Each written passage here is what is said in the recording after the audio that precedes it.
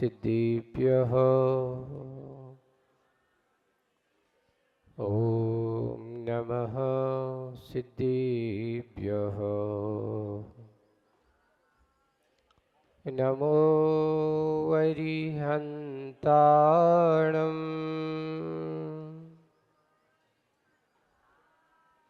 नमो सिद्धाणम् नमो आयुरीयाणम्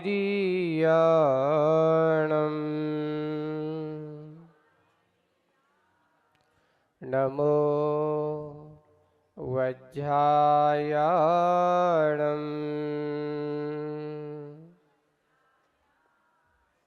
नमो लोये सव्यसाहूणम्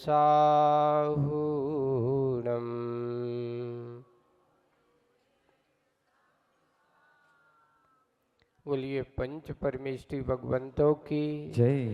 शासन नायक भगवान महावीर स्वामी की जय। देवादिदेव 1008 मूल नायक श्री शांतिनाथ भगवान की जय।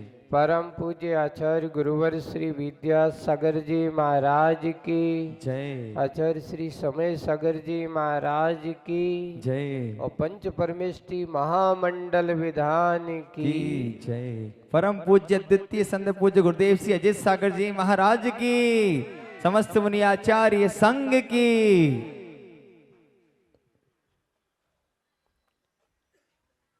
श्रावक लोग दैनिक पूजा करते हैं और उसमें पूजन के प्रारंभ में पीठिका जब पढ़ी जाती है तो उसमें एक पंक्ति आती है, पवित्र वा पवित्रो वा सुस्तोपि दुस्तोपि वा ध्यायत पंच नमस्कारम सर्व पाप प्रणाश्यते। हे भगवान, पवित्र हो या अपवित्र हो, सुस्तो भी वा दुस्तो भी वा, है ना, ध्यायत पंच नमस्कारम, वो ऐसे समय में पंच परमेष्टि का ध्यान करना। क्या करना? ध्यान करना, जाप करना नहीं। कई लोग कहते हैं महाराज अपवित्र में भी जाप कर सकते हैं क्या? ध्यान करना अलग बात है और जाप करना अलग बात है। जैसे कि महिला वर्ग होता है, शुद्धि का समय नहीं होता, उस समय उनको ध्यान के लिए कहा है, जाप के लिए नहीं कहा। उस समय ध्यान करना, और ध्यान करने से ध्यायत पंच नमस्कारम, ऐसे पंच परमेष्टि का ध्यान करने से सर्व पाप प्रणाश्यते, समस्त पापों का प्रनाश देखा जाता है, समस्त पापों का नाश देखा जाता है। ऐसे पंच परमेष्टि जिनकी आराधना और उपासना करने से हमारे जीवन को मंगलमय तो बनाते ही हैं, जो भी उसको श्रवण करता है, जब कभी भी कोई गुरु मुख से, अपने यहाँ थोड़े से मंगल पाठ को हम उतनी प्रमुखता नहीं देते, लोग हजारों किलोमीटर सिर्फ नवोकार मंत्र मंगल सुनने के लिए ही आते हैं, और कोई प्रवचन नहीं होता। बस गुरु मुख से मंगल सुन लिया, बस आज हमारा जीवन क्या हो गया, मंगल हो। तो मंगल क्या है? नमो अरिहंताणम, यही मंगल है। जब जब भी प्रवचन होता है या जो भी कार्यक्रम होता है, शुरुआत हमारी जब भी की जाती तो नमो अरिहंताणम से ही की जाती है। पूजन आप प्रारंभ करते हो तो शुरुआत कहाँ से चालू होती है? सीधे भगवान का नाम बाद में आएगा, सबसे पहले किसकी याद आती है? पंच परमेष्टि की बात। और पंच परमेष्टि में हमारे तीर्थंकर तो समाहित है ही। ये मत कहो, किसी ने कहा महाराज हम पंच परमेष्टि की पूजन कर लेते हैं तो क्या हमारी देवसाज गुरु की पूजन हो जाती? बिल्कुल। आप पंच परमेष्टि की पूजन कर लेते हो तो उसमें हमारे पंच परमेष्टि में देवसाज गुरु पूजन अवश्य होती है। कहीं पंच परमेष्टि से बाहर देवसास गुरु नहीं है। कैसे हैं? देव के रूप में हमारे दो परमेष्टि हैं। कौन कौन से? अरहंत और सिद्ध, ये हमारे देव हैं। और गुरु के रूप में हमारे कितने परमेष्टि हैं? तीन परमेष्टि हैं। कौन कौन से? आचार्य, उपाध्याय और ये हमारे गुरु के रूप में है। इसलिए देव गुरु और इनकी वाणी, जनेन्द्र भगवान की वाणी जो उनने कहा है, जो गुरु महाराज ने उसको अपना अधिगम किया है। एक और है, गुरु महाराज कभी अपनी वाणी को नहीं कहते, गुरु महाराज जो भी कहते हैं भगवान की वाणी को कहते हैं। भगवान की वाणी से रहित होकर के गुरु की वाणी नहीं होती।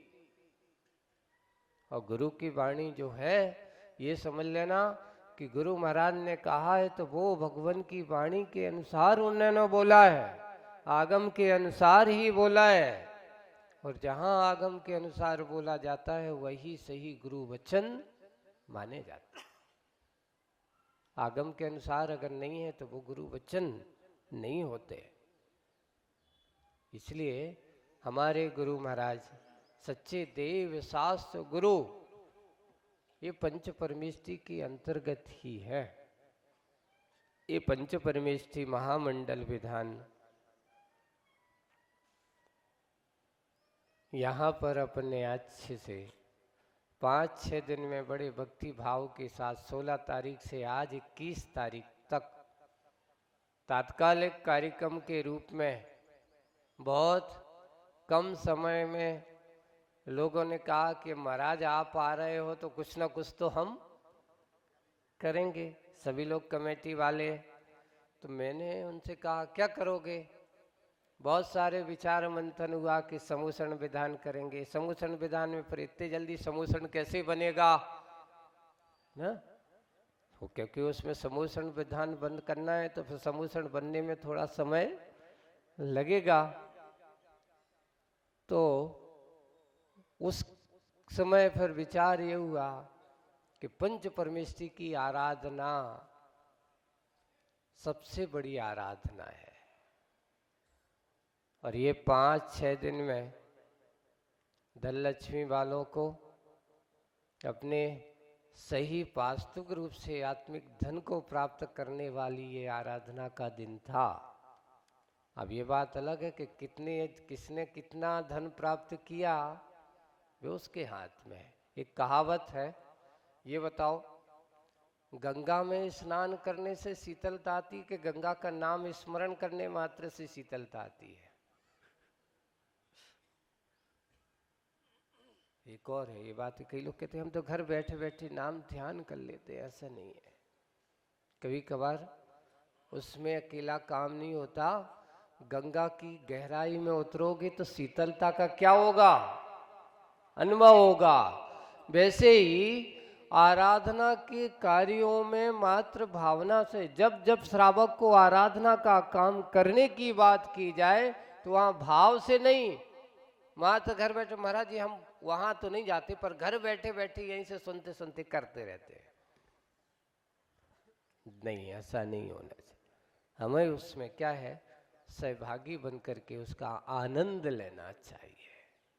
जैसे कि गंगा में अवगाहित होकर के जब हम उसकी गहराई में डुबकी लगाते हैं तो उसके आनंद की एक अनुभूति आपके अंदर, शीतलता का भाव अलग आएगा, है ना? वैसे ही हमारी आस्था, हमारी विश्वास, हमारी भक्ति करने में होना चाहिए, मात्र भावों से नहीं। कई लोग आकर के तर्क देते, महाराज ये बताओ भगवान की भक्ति भावों से की जाती कि द्रव्यों से की जाती है? तो मैं उनसे कहता हूं कि भाव सहित द्रव्य से की जाती है। किससे की जाती है? नहीं, हम तो भाव से करते हैं। तो हम उनसे कहते हैं कि जैसे भक्ति करे भाव से करते, वैसे भोजन भी भाव से कर लिया करे, हो जाता है। भोजन को स्मरण कर लो, हे रसगुल्ला तुम कितने अच्छे मीठे हो, बालूशाही तुम कितनी अच्छी मीठी हो, बस हो जाना, याद कर लो, हो गया काम। उसमें समझो तो क्यों नहीं करते? भोजन में समझौता नहीं, उसमें तो द्रव्य चाहिए। नहीं महाराज, थाली के सामने थाली रखी और तुम कह रहे हो कि भाव कर लो, उसमें नहीं हो सकता। तो भैया वैसे ही सामने भगवान की भक्ति करने का ऐसा मौसम बना हो और हम भाव मात्र करें तो क्या होगा? एक दोहा पढ़ा था, हरि भजन को आलसी भोजन को तैयार। हरि भजन को आलसी और भोजन को ऐसे भगवान, ऐसे प्राणी नर को, नरन को बार बार धिक्कार।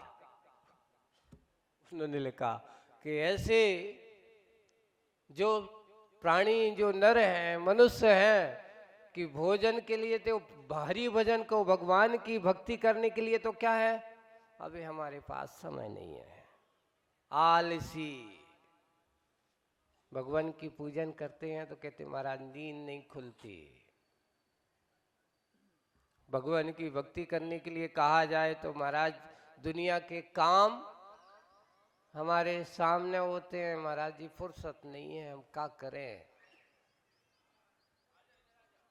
ऐसे उनसे पूछा जाए कि ये बताओ तुम काम की जब इतने बिजी हो, इतने बिजी, तो भोजन छोड़ देते हो? नहीं महाराज, वो नहीं करेंगे तो काम कैसे करेंगे?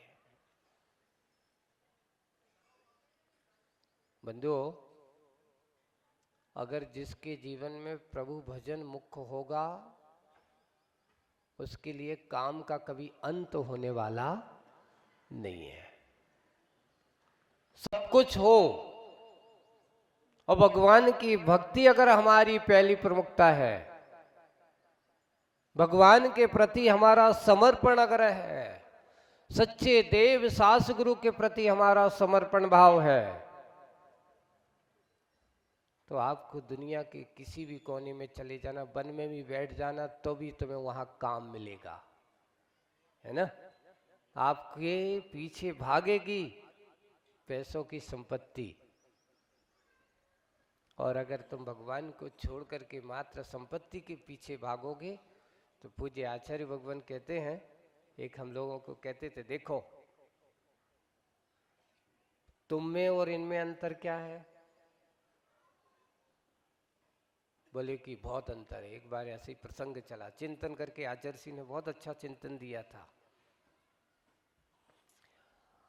मुनि महाराज और एक गृहस्थ बोले कि देखो, ये हमेशा ज्यादातर लोग धन संपत्ति के पीछे भागा दौड़ी करते हैं, इसलिए ये लोग हमेशा पहले व्यवस्था करते कि भैया ये बताओ हमारी भोजन की व्यवस्था कहाँ होगी, कौन हमें भोजन कराएगा। बाहर जाता है तो सबसे पहले तुम क्या व्यवस्था करते हो बताओ। लेकिन तुम हम लोगों के पास आए तो हमने ये तुमसे कभी पूछा कि क्यों दिनेंद्र कुमार जी हमारी आहार की व्यवस्था कहाँ होगी, या बताओ। पहले हमने पहले तुमसे पूछा था एग्रीमेंट, या अंबिका नगर वालों से पूछा था क्यों हमारी आहार की व्यवस्था कैसी करोगे? क्यों?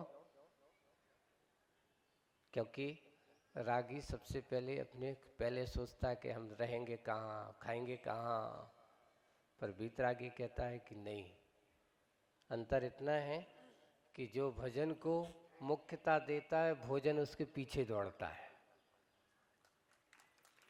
जो भजन को मुख्य देता है, उसको भोजन उसके पीछे दौड़ता है। देखो कितने सारे, जब गुरुजी जहां जाते थे, एक ग्रास देना है हमें, एक ग्रास देना है, सैकड़ों हजारों की संख्या में लोग खड़े हुए हैं, सिर्फ लेने उनको कितने 30-40 ग्रास है, और देने वाले कितने हैं, हजारों की संख्या में।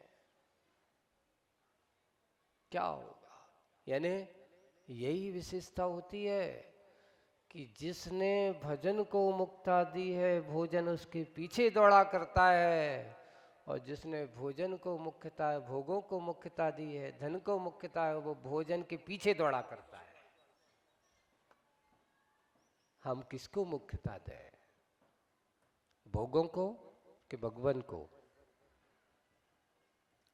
बंधुओं, अपने जीवन काल में अगर प्रमुखता देना है तो सबसे पहले अपने भगवान को दो, अपने गुरु को दो। और कोई भी काम की शुरुआत में सबसे पहले तुम्हारा काम पहला भगवान की पूजन हो, भगवान का अभिषेक हो,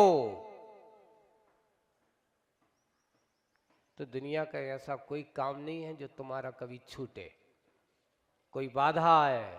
क्यों?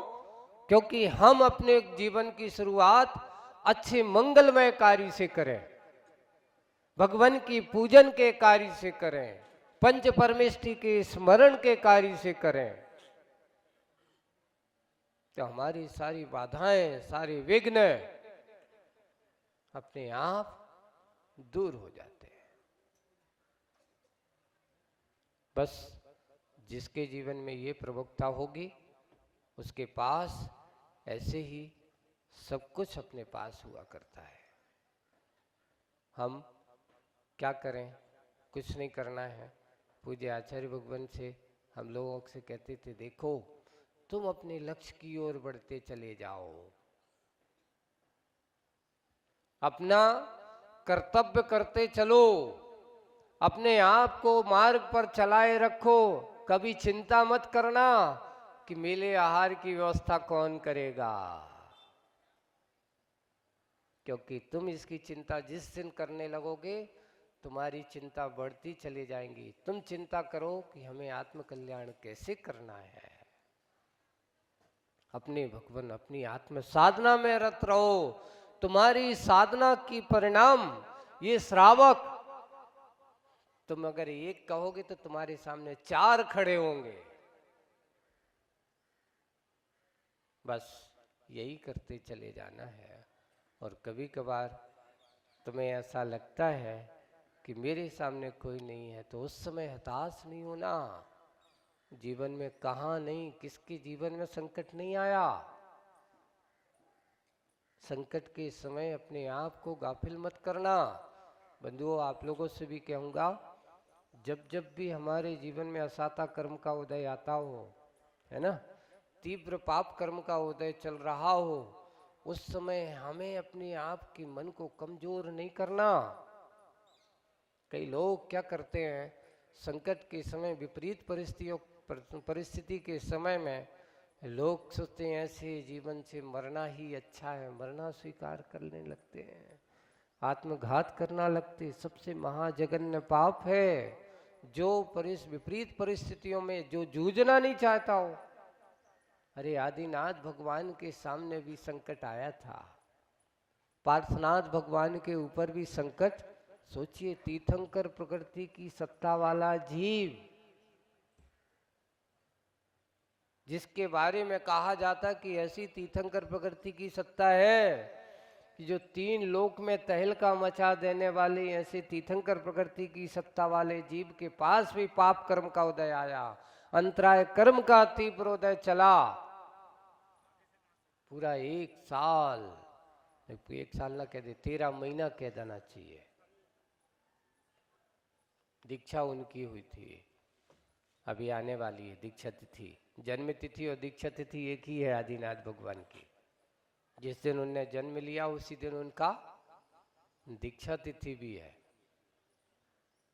चैत बदी कब से है? आज कौन सी तिथि है? सप्तमी है। कल कौन सी तिथि है? अष्टमी है। और परसों कौन सी तिथि है? नवमी है। यानी 23 तारीख है। 23 तारीख मतलब आदिनाथ जयंती। महावीर जयंती तो हमें सबको याद है, लेकिन आदिनाथ जयंती भी याद रखना चाहिए कि नहीं। इस बार आदिनाथ जयंती से लेकर के महावीर जयंती तक अहमदाबाद की धरती पर पूरे तीर्थंकरों के जन्म कल्याणक महोत्सव मनने वाले हैं। अभी तक तो अपन एक भगवान का महोत्सव मनाते थे, अब कितने भगवान के जन्म कल्याणक महोत्सव मनाना है सोचना। जगह जगह सबको तीर्थंकर आराधना जन्म कल्याणक महा महोत्सव हम भगवान शासन नायक महावीर स्वामी के इस शासन काल में है। तो रे इस हुंडावसर्पणी के प्रथम तीर्थंकर भगवान आदिनाथ के भी हम क्या है, उपासक हैं कि नहीं है। अरे भाई, कर्म भूमि की शुरुआत में जिनने कितनी परिस्थितियों में लोगों को कर्म करना सिखाया, सत्कर्म का उपदेश दिया और उपदेश देकर के उनको जीवन जीने की कला सिखाई, ऐसे भगवान आदिनाथ को कभी भूलना मत। क्यों? क्योंकि हम आदिनाथ भगवान की जन्म जयंती को भूलते जा रहे हैं। इसलिए लोगों ने क्या लिखना चालू कर दिया कि जैन धर्म के संस्थापक भगवान महावीर स्वामी। क्यों? क्योंकि हमने गलतियां की हैं, हमने उनको सही से समझा नहीं, हमने अपना इतिहास लोगों को बताया नहीं, क्योंकि हमने आदिनाथ भगवान को भुला दिया, उनकी जन्म जयंती को भुला दिया। इसका परिणाम ये हुआ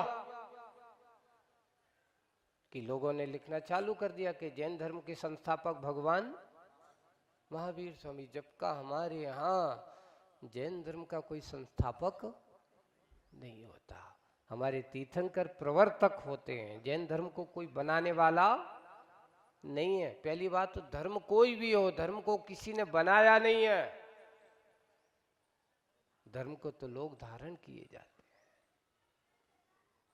धर्म स्वभाव है आत्मा का, और इस स्वभाव को हम अपने जीवन का आधार बनाते हैं।